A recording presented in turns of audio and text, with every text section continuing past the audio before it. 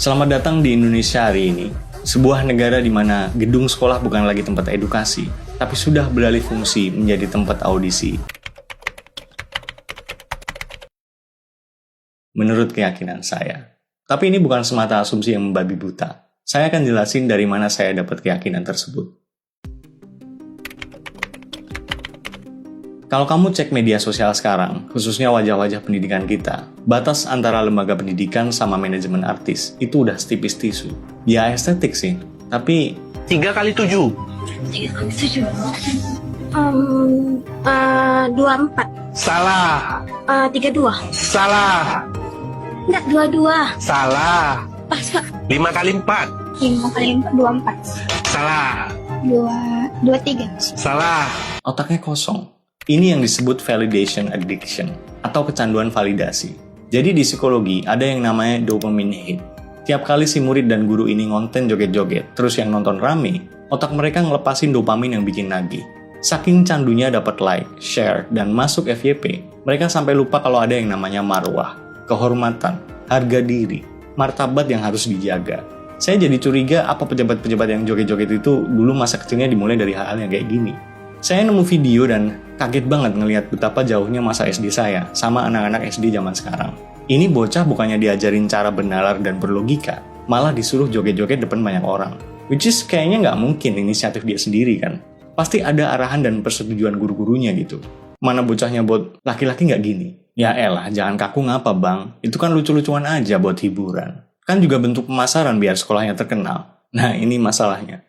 Logika itu sekarang udah nggak logis. Bukankah lucu nggak harus bego? Panji lucu nggak bego? Radit lucu nggak bego? Ya walaupun ada yang lucu dan... Saya nyari-nyari di mana ini jawabannya. Tapi maksudnya, masih ada kan cara lain buat deket sama murid? Buat bikin suasana nyaman dengan cara yang lebih berpendidikan. Sekarang kayak seolah nunjukin moral nggak lebih penting daripada viral. Viral udah kayak standar kesuksesan baru. Viral sama dengan sukses. Dunia pendidikan kita lagi ngadepin penyakit serius, di mana penorehan prestasi sudah digantikan oleh perburuan validasi. Masih ingat video ini? Setahun tuh 12 bulan. Kalau 2 tahun berapa bulan?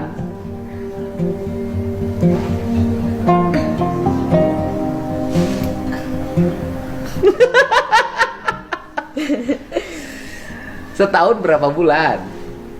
12. 2 tahun berapa bulan? Logikanya nggak jalan. Kita nggak lagi ngomongin siswa yang grogi depan kamera ya. Ini anak SMA yang harusnya bisa matematika di level yang lebih rumit. Pertanyaan kayak gini bisa dijawab anak SD tahun 80-90-an. Ini adalah bukti kalau kita ngalamin yang namanya degradasi kognitif. Kenapa ini bisa terjadi? Karena selama ini sekolah kita terjebak dalam ilusi kegiatan belajar mengajar. Guru seolah-olah udah melaksanakan kewajibannya untuk memberikan pemahaman tentang disiplin ilmu. Dan murid seolah-olah udah mendapatkan haknya untuk menerima cara memahami ilmu tersebut. Kalau emang ini bukan ilusi kayak yang saya bilang, terus mana buktinya? Kenapa yang ditampilkan adalah muka pendidikan yang kayak gini?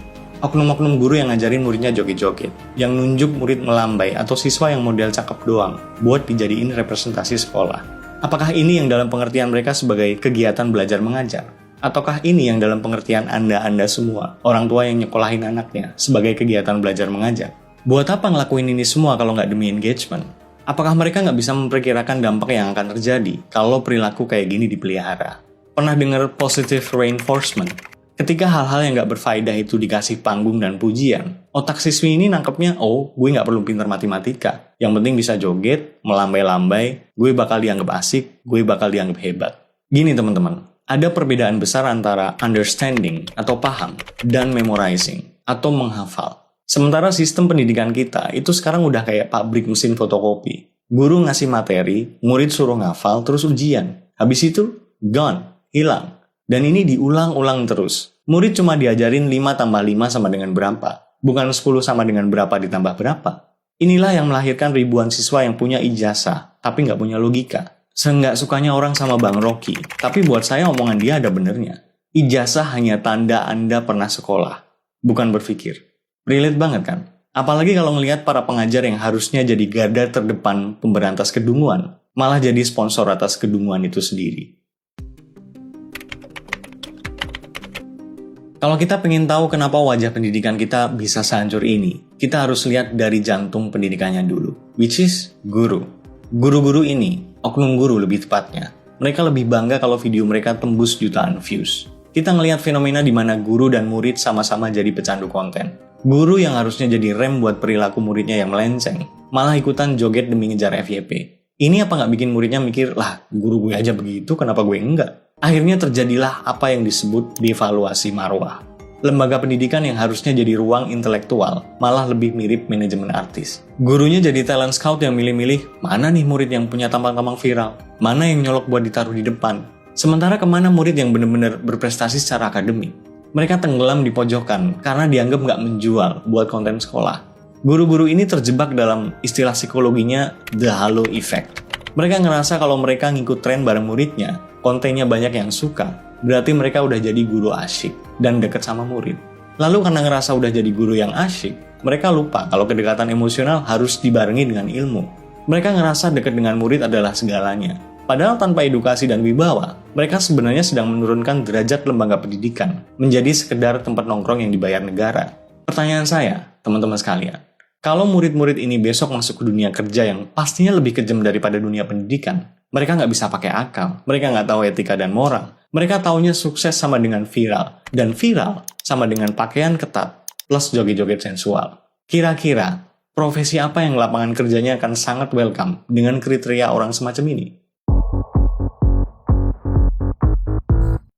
Banyak guru zaman sekarang tahu gimana caranya jadi guru yang baik, tapi nggak tahu gimana caranya jadi guru yang benar. Ini bukan soal sertifikasi, bukan soal gelar SPD-nya, tapi pedagogi, seni mengajar. Mengajar itu bukan cuma soal mindahin data dari buku ke papan tulis. Ada proses yang namanya scaffolding. Guru itu harusnya membangun tangga pemahaman buat muridnya. Kayak yang saya bilang di awal tadi, bukan 5 tambah 5 hasilnya berapa, tapi 10 itu hasil berapa tambah berapa. Kalau ini emang udah diterapin, murid itu nggak cuma jago matematika, tapi jadi tahu kalau joget plus viral bukan berarti sukses. Mereka bisa pakai akal dan ngebedain mana yang nakal dan mana yang bermoral. Saya ingat sama satu tokoh legendaris dunia pendidikan Indonesia, namanya Profesor Yohanes Surya. Dia bilang, di dunia ini tidak ada anak yang bodoh. Yang ada itu hanya anak yang tidak atau belum mendapat kesempatan belajar dari guru yang baik dan metode yang baik. Beliau membuktikan ini dengan pergi ke pelosok Papua dan mencari anak-anak yang dianggap paling nggak punya harapan. Yang 4 tahun nggak naik kelas, usia 12 tahun masih kelas 2 SD. Dalam waktu singkat, di tangan Prof. Yohanes, anak-anak yang tadinya dianggap nggak punya harapan ini berubah jadi juara Olimpiade Sains dan Robotik tingkat nasional. Mereka yang tadinya nggak bisa ngitung cepat, tiba-tiba bisa nyelesain soal akar kuadrat dan variabel kompleks cepat kilat. Soal pertama, X berapa? 6. Berapa? 6. Kita lihat jawabannya. Iya. Beliau tahu kalau otak manusia itu plastis, bisa dibentuk, asalkan pengajarnya punya metode. Jadi kalau kamu ngelihat ada murid SMA yang nggak bisa matematika, atau nggak tahu 2 tahun itu berapa bulan, jangan cuma ketawain muridnya, tanyain gurunya, selama ini di kelas mereka ngapain aja? Apakah mereka beneran mentransfer ilmu? Atau sebenarnya lagi ngebuktiin tuduhan kalau sekolah itu scam?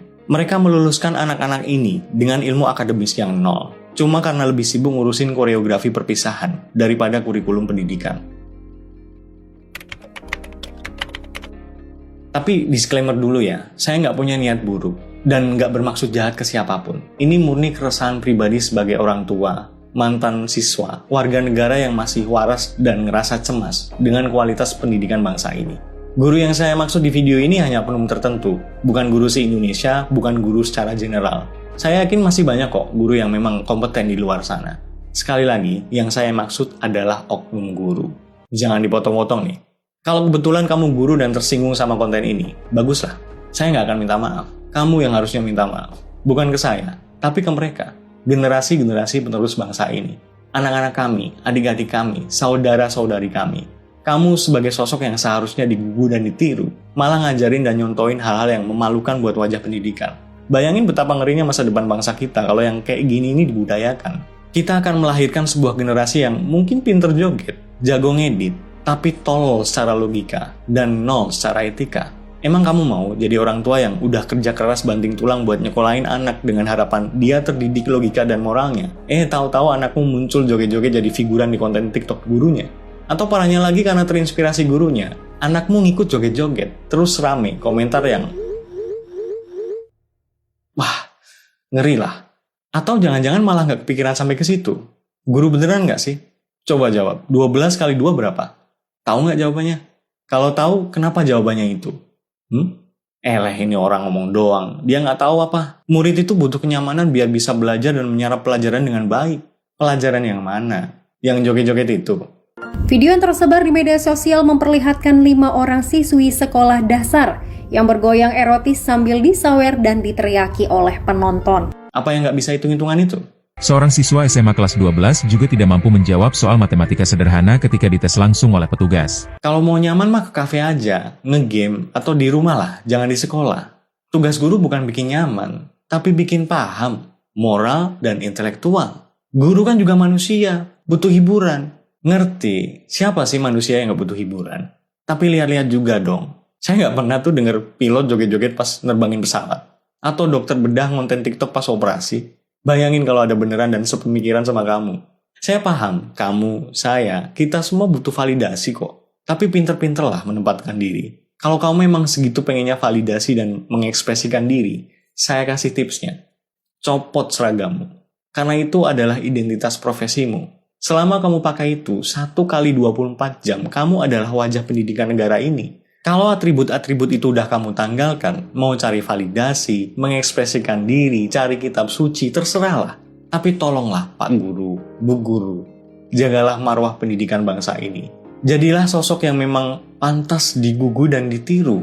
Kami titipkan anak-anak kami, generasi penerus bangsa ini ke tangan kalian. Tokoh kunci dan garda terdepan dunia pendidikan. Buat kamu para murid, adik-adikku sekalian, saya cuma pengen bilang, nanti kamu bakal nyesel di masa depan kalau ngebiarin ilmu akademismu nol cuma karena keasikannya scroll. Buktiin kalau nggak percaya. Anggap video ini adalah time kapsulmu. Komen di sini dan balik 10 tahun lagi. Ceritain apa yang kamu alami. Buat sekarang fokus pendidikan dulu. Tugasmu bukan cari viral. Tugasmu belajar pakai akal. Paham apa itu etika.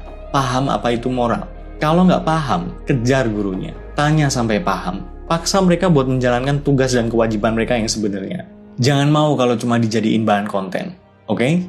Ingat, nggak semua yang viral itu bermoral, dan nggak semua yang tenar itu benar.